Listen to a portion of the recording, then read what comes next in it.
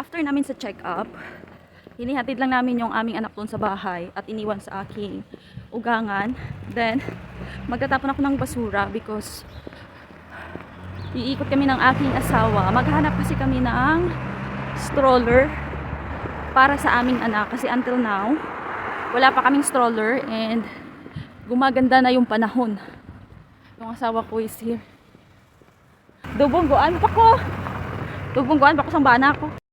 Yung aming first destination na store is itong Chinese store kasi binalikan ko yung stroller kasi baka may bago silang style at ito nga yung aming nakita pero hindi namin type so hindi namin binili.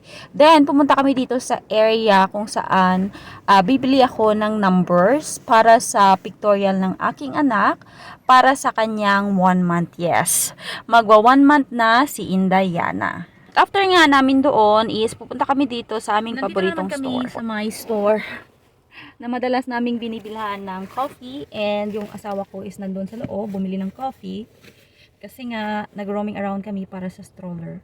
Pero mostly sa mga store na pinupuntahan namin is wala talaga siya yung type na gusto namin na stroller. Ewan ko kung saan kami nito bibili. Nilipat muna namin yung aming sasakyan kasi makitid yung daanan. And merong sasakyan na gustong pumasok dito. So, nilipat muna ng aking asawa. Then, bumalik siya doon sa loob ng store para bumili ng coffee. Kasi ito pa lang yung nabili niya. I have different types of, ano bang tawag nito? Croissant. Dahil na-stress kami ng aking asawa sa paghanap ng stroller dito sa aming city, so napag-isipan muna namin na mag-roaming around papunta doon sa may simbahan na merong buhay na cross na bato. Yung simbahan is located siya sa village. Ito talaga yung kadalasan namin ginagawa ng aking asawa just to roaming around the village kasi maganda yung mga tanawin. At habang kami ay nag-roaming around is tumatawa ako kasi may kinukwento ako sa aking asawa while having a coffee. Nandito na pala kami sa center at dadaan muna kami dito sa store ng Kik. Aben? Dito kami sa Kik. Pero wala dito yung hinahanap namin. Ang hirap niyang hanapin dito sa aming city. Kailangan mo talaga siyang mag-order online, I think. Wala talaga siya. Ito, ang ganda ng kumot. Then, unan.